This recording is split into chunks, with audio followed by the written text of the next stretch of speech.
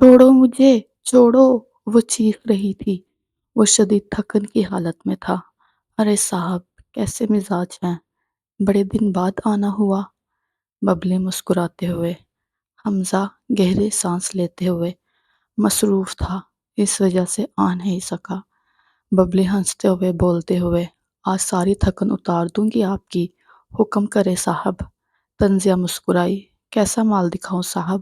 بیزاری سے نظر ادھر ادھر گھماتے نظر ٹھہر گئی، آبرو بھنج گئے۔ یہ کون ہے؟ ببلی برا سا منہ بناتے ہوئے۔ نیا مال ہے، آج ہی اٹھایا ہے۔ بہت چڑ کر رہی ہے۔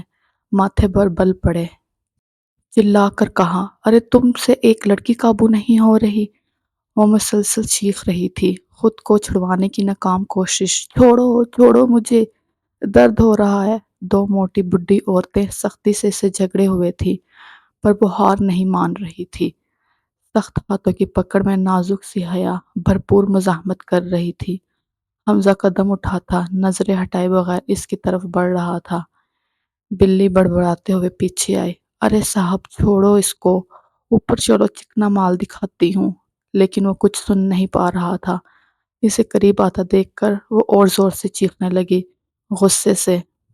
مجھے ہاتھ مت لگانا، میں جان سے مار دوں گی، جان سے مار دوں گی میرے قریب بھی آئے تو۔ وہ رکا، وہ اب بھی وہ دو سخت ہاتھوں کی گرفت میں تھی۔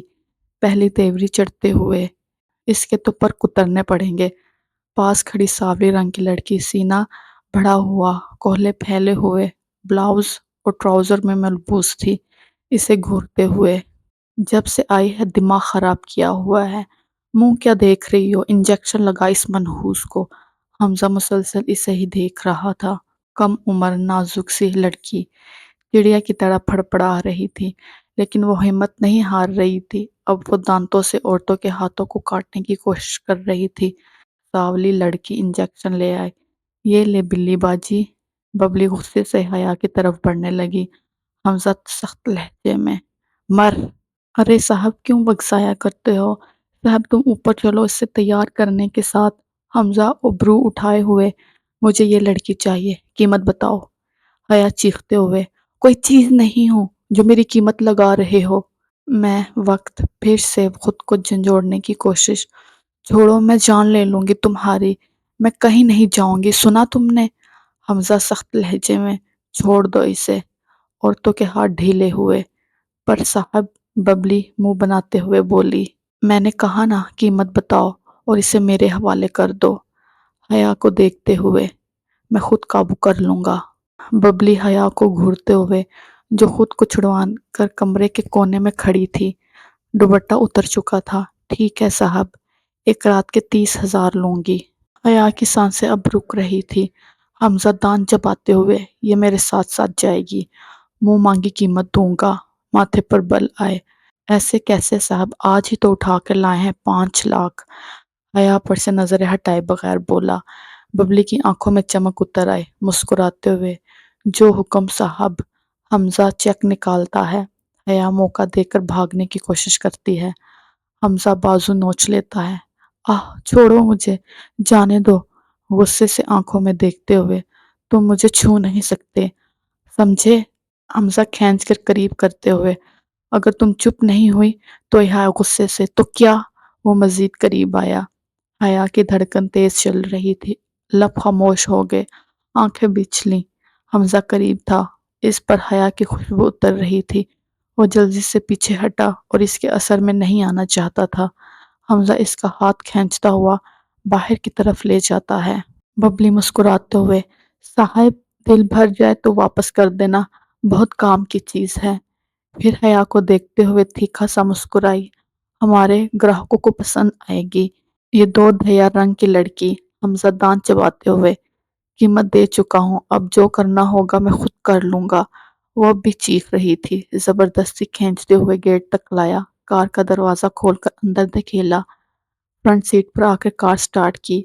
حیا کار کے دروازے کھولنے کی کوشش کر رہی تھی پر ناکام، دروازہ لاک تھا۔ اب وہ مڑ کر حمزہ پر چیخنے لگی، میں مر جاؤں گی پر تم مجھے ہاتھ نہیں لگا سکتے، کبھی نہیں، سمجھے تم؟ ایک دم کار رکی۔ حمزہ نے حیا کا بازو کھینچ کر پاس کیا اور آنکھوں میں آنکھیں ڈال کر بولا، مجھے کوئی شوق نہیں تمہیں چھونے کا۔ وہ آنکھیں کی تپش محسوس کر سکتی تھی۔ سنو، اب چپ چاپ میری بات سنو۔ حیا سانس روکے اس کی جلا دینے والی آنکھوں میں دیکھ رہی تھی۔ میں آفیسر ہوں، حمزہ فیاض بیگ، اور پاس کیا، اور میں نے تمہیں لفظ چبا چبا کر کہا۔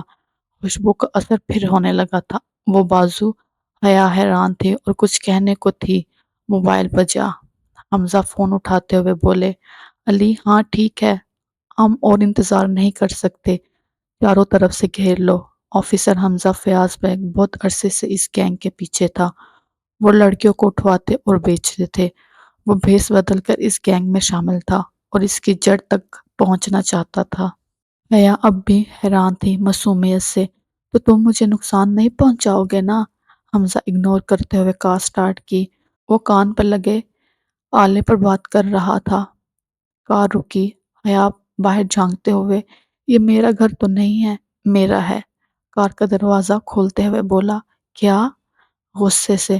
مجھے گھر جانا ہے، اپنے گھر، لفظ چبا کر کہا۔ حمزہ جلجلاتے ہوئے کار کا دروازہ کھولا۔ تم کبھی چپ نہیں ہو سکتی؟ بازو کھینچتے ہوئے کار سے باہر نکالا اور بولا، چپ چاپ چلو ورنہ واپس وہیں چھوڑ آؤں گا۔ وہ چلتا ہوا گھر میں داخل ہوا۔ حیا حیرانگی سے دیکھ رہی تھی۔ وہ ایک بڑا اور شاندار بنگلہ تھا۔ واؤ، ایسا گھر تو۔ حمزہ نے اسے غور سے دیکھا۔ گہری آنکھیں، نازک لب، لمبے خوبصورت بال، وہ پری سے کم نہیں تھی۔ وہ اب بھی محل کو دیکھنے میں مصروف تھی۔ گہری سانس کے ساتھ ہاتھ چھوڑا۔ تمہیں مجھ سے نکاح کرنا ہوگا۔ وہ چونکی۔ کیا؟ ابرو اٹھائے ہوئے قریب آیا۔ ہمارا نکاح ہوگا آج، لفظ چبا کر کہا۔ حیا ششدر تھی۔ وہ چلائی، کبھی نہیں، سارے مرد ایک جیسے ہوتے ہیں نا؟ جھوٹ بول رہے تھے نا کہ تم نے بچایا ہے مجھے۔ غصے میں سانسیں تیز ہونے لگی۔ میں تم سے کبھی نکاح نہیں کروں گی۔ پہلے میری قیمت لگائی، اب چھونے کا جائز طریقہ اختیار کرنا چاہتے ہو، پر سن لو، میں ایسا کبھی نہیں کروں گی۔ میں مار ڈالوں گی خود کو۔ حمزہ اب غصے سے لال تھا۔ چپ! وہ آگے بڑھا۔ حیا دیوار سے لگ گئی تھی۔ وہ بولنے کی کوشش کرتی ہے۔ وہ مزید قریب آ گیا۔ ایک لفظ بھی اور نہیں۔ دل کی دھڑکن بڑھ گئی۔ کان کے قریب لفظ چبا چبا کر کہا، میں تمہیں نہیں چھوؤں گا، مگر نکاح تمہیں کرنا ہی ہوگا، چاہے مرضی سے کرو یا زبردستی۔ وہ پیچھے ہٹا۔ میں نہیں کروں گی، وہ چیخی۔ ماتھے پر بل پڑے۔ گہری سانس لی۔ تو ٹھیک ہے، میں تمہیں واپس چھوڑ آتا ہوں وہیں۔ نکاح کے بغیر تمہیں یہاں نہیں رکھ سکتا۔ وہ سنجیدگی سے باہر کی طرف اشارہ کرتے ہوئے بولا۔ حیا کی سانسیں رکی۔ مجھے گھر جانا ہے، اپنے۔ وہ تھکا ہوا تھا، آنکھیں لال تھی۔ کوئی تمہیں قبول نہیں کرے گا۔ آنکھوں میں درد اترا۔ نہیں، سب مجھ سے بہت پیار کرتے ہیں، میں انہیں بتاؤں گی مجھے کالج سے۔ کوئی تمہارا یقین نہیں کرے گا۔ تم گھر نہیں جا سکتی۔ نکاح کے بعد تم جا سکتی ہو، گھر میں تمہیں یہاں رہنے پر فورس نہیں کروں گا۔ وہ شستر تھی۔ اس نے ایسا نہیں سوچا تھا۔ ہاتھ باندھے وہ بول رہا تھا۔ پہ آپ مجھے ہاتھ بھی نہیں لگائیں گے نا؟ معصومیت سے پوچھا۔ آنکھوں میں آنسو تھے۔ وہ قریب آیا اور ایک ہاتھ دیوار پر رکھا، سرگوشی کی۔ میں تمہیں ذرا سا بھی نہیں چھوؤں گا۔ اور وہ پیچھے ہٹا تھا۔ حیا ششدر کھڑی تھی۔ بی اماں آواز دیتے ہوئے کچن کی جانب بڑھا۔ جی صاحب، میں کام سے جا رہا ہوں، اشارہ کرتے ہوئے۔ جب تک میں نہیں آتا اس کا دھیان رہے، بھاگنے کی کوشش نہ کرے۔ جی ٹھیک ہے صاحب۔ وہ موبائل پر نمبر ڈائل کرتا ہوا باہر کی جانب روانہ ہوا۔ حیا گمسم کھڑی تھی۔ بی بی، آپ کچھ کھائیں گی؟ وہ چونکی۔ بے اختیار منہ سے نکلا، پانی۔ اسے پیاس لگی تھی۔ اتنا چیخنے چلانے سے گلے میں اب درد تھا۔ بی بی جی، جی آپ میرے ساتھ آئیں، کچن کی جانب اشارہ کرتے ہوئے بی اماں کچن کی طرف بڑھی۔ وہ جھجکتے ہوئے پیچھے آئے، ڈائننگ ٹیبل پر بیٹھنے کا اشارہ کیا اور گلاس میں پانی ڈالے بغیر سانس لیے پورا گلاس اندر اتار لیا۔ لبوں سے چند قطرے ٹپک رہے تھے۔ گہری سانس لی، پھر معصومیت سے بی اماں کو دیکھتے ہوئے، ایک گلاس اور مل سکتا ہے پلیز؟ ضرور بی بی جی، مسکراتے ہوئے کہا۔ وہ نکاح کا تمام بندوبست کر چکا تھا۔ وہ سر جھٹکتا ہوا واپس روم کی جانب بڑھا۔ اپنے روم کی جانب جاتے ہوئے اچانک رکا۔ نظر کچن میں گئی۔ وہ مسلسل کھا رہی تھی بنا رکے۔ وہ اسے دیکھتا گیا۔ کتنا بچپنا ہے اس میں۔ وہ تھکا ہوا تھا۔ الماری کھولی، کپڑے نکالے، باتھ روم میں گھس گیا۔ گرم پانی سے شاور لینے کے بعد وہ بہتر محسوس کر رہا تھا۔ واپس نیچے آیا، کچن تک۔ وہ اب چائے کی سپ لے رہی تھی۔ اسے دیکھ کر فوراً سیدھی سی ہوئی۔ حمزہ دیکھے بنا شرٹ کی آستین چڑھاتے ہوئے، تمہیں کچھ لینا ہے تو بی اماں کو بتا دو، تھوڑی دیر میں نکاح ہے۔ وہ چونکی، پھر سے سر جھٹکائے ہوئے، نہیں مجھے کچھ نہیں چاہیے۔ وہ اداس تھی۔ ترچھی نظر سے حیا کو دیکھا، بے بسی محسوس کر رہی تھی۔ ٹھیک ہے، جیسے تمہاری مرضی۔ وہ پرواہ کیے بغیر کندھے اچکاتے ہوئے باہر نکل گیا۔ میں یہاں کبھی نہیں رہوں گی، میں بھاگ جاؤں گی یہاں سے، وہ دل میں ارادہ کر رہی تھی۔ کھڑو سمجھتا کیا ہے خود کو، وہ بڑبڑائی۔ کچھ دیر بعد یہاں سائن کرو، اشارہ کرتے ہوئے وہ اسے ہی دیکھ رہا تھا۔ وہ دوپٹہ سر پر لیے ہوئے تھی۔ میں سائن نہیں کروں گی، وہ بڑبڑائی۔ وہ قریب ہوا، مجھے کروانے آتے ہیں۔ دھڑکن تیز ہوئی۔ اچھا کر رہی ہوں نا۔ وہ جلدی سے پین اٹھائے سائن کرنے لگی۔ نکاح ہو چکا تھا۔ اب حیا کا نام حمزہ فیاض بیگ کے نام کے ساتھ جڑ چکا تھا۔ وہ تھک گئی تھی، آنکھیں جھپکتے کھولے رکھنے کی کوشش کر رہی تھی۔ وہ اسے ہی دیکھ رہا تھا، نزدیک آتے ہوئے۔ اوپر روم میں جا کر سو جاؤ۔ حیا فوراً پوری آنکھیں کھول کر کھڑی ہوئی۔ میں تمہارے روم میں نہیں رہوں گی۔ وہ قریب آیا۔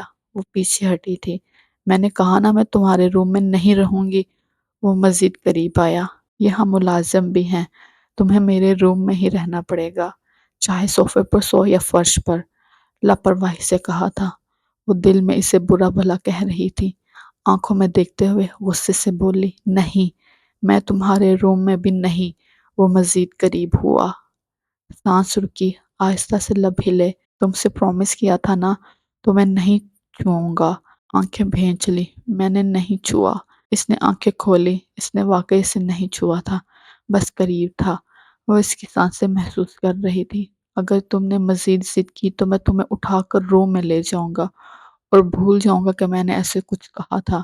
لفظ چبا کر کہا ہے۔ وہ اس سے ڈرانا چاہتا تھا۔ وہ جانتا تھا کہ یہ لڑکی بھاگنے کی کوشش ضرور کرے گی۔ وہ اتنی جلدی کسی کے سامنے ہار ماننے والی نہیں تھی۔ اور وہ واقعی ڈر گئی تھی۔ سانسیں تیز چل رہی تھی۔ اچھا اچھا میں جا رہی ہوں، اور فوراً اوپر کی جانب بڑھی۔ وہ اطمینان کا سانس لیے لاؤنج پہ پڑے صوفے پہ بیٹھ گیا۔ وہ موبائل پر نمبر ڈائل کر رہا تھا۔ علی کام ہو گیا؟ یس سر، ہم نے پورا علاقہ کلیئر کر لیا ہے۔ مسکراتے ہوئے، گڈ جاب۔ اچھا علی، یس سر، ایک کام ہے۔ جی حکم سر۔ مجھے اس لڑکی کا فیملی کا ڈیٹا چاہیے، اور یہ بھی پتہ کرو فیملی میں کسی نے اغوا کی رپورٹ درج کروائی تھی۔ اوکے سر، میں کچھ دیر میں انفارم کرتا ہوں۔ فون رکھتے ہوئے وہ باہر کی جانب بڑھ گیا۔ کچھ دیر بعد وہ گھر آیا تھا۔ بی اماں سے بات کر کے اوپر کی طرف بڑھا، روم کا دروازہ کھولا، لائٹ آن کی۔ وہ شاک رہ گیا۔ حیا نے صوفے کے چاروں طرف چیئرز رکھی تھیں۔ وہ اپنا دوپٹہ گرد باندھ کر اس پر جو بھی چیز روم میں اسے ملی تھی فیوم اس طرح انٹکا دیا تھا کہ ذرا بھی پہل تو سب گر جائے۔ باڈی سپرے وہ سب اس پر، اور اگر وہ پاس آنے کی کوشش کرے تو چیزیں گرنے سے وہ ضرور جاگ جائے گی۔ تھوڑا آگے واٹر بولز جو روم کے جار میں رکھی گئی تھیں وہ فرش پر بکھری تھی۔ صوفے پر سر سے پاؤں تک چادر لپٹے ہوئے سو چکی تھی۔ ریڈ چلی سپرے اس کے پاس تھا جو کچن سے موقع دیکھ کر چڑھایا تھا۔ بی اماں حمزہ کو اس بات سے آگاہ کر چکی تھی۔ وہ ابرو بھینچ کر اپنے کمرے کی حالت دیکھ رہا تھا، پر اسے غصہ نہیں آیا تھا۔ تو یہ رکاوٹیں اس لیے بنائی گئی ہیں کہ وہ قریب نہ آ سکوں، اسے سوچ کر ہنسی آئی تھی۔ وہ سر جھٹکتا الماری کی طرف بڑھا، ٹراؤزر ٹی شرٹ نکال کر باتھ روم چلا گیا۔ وہ ہمیشہ اکیلا رہتا تھا، اور آج کمرے میں کسی کی موجودگی عجیب سا احساس تھا۔ شاور لے کر باہر نکلا، نظر اس کی طرف گئی، چہرے سے چادر ہٹی تھی۔ وہ سوتی ہوئی پیاری لگ رہی تھی۔ سر جھٹکا، وہ ڈریسنگ ٹیبل تک آیا، بالوں میں برش کیا، لیپ ٹاپ نکال کر بیڈ کی سائڈ سے ٹیک لگائی اور کام میں مصروف ہو گیا۔ نظر پھر اٹھی تھی، حیا کا رخ اب اس کی جانب تھا۔ میں نے غلط تو نہیں کیا؟ خود سے سوال کیا۔ وہ بھی کم عمر تھی۔ وہ اسے دیکھ کے سوچ رہا تھا، اگر میں نہیں کرتا تو پاک دامن ہونے کے باوجود وہ اس کی عزت پر کیچڑ اچھالا جاتا جو اس کے لیے زیادہ تکلیف دہ ہوتا۔ خود کو تسلی دیتے ہوئے گہری سانس لی، لیپ ٹاپ آف کیا اور لیٹ گیا۔ اس کی خوشبو وہ پورے روم میں محسوس کر رہا تھا۔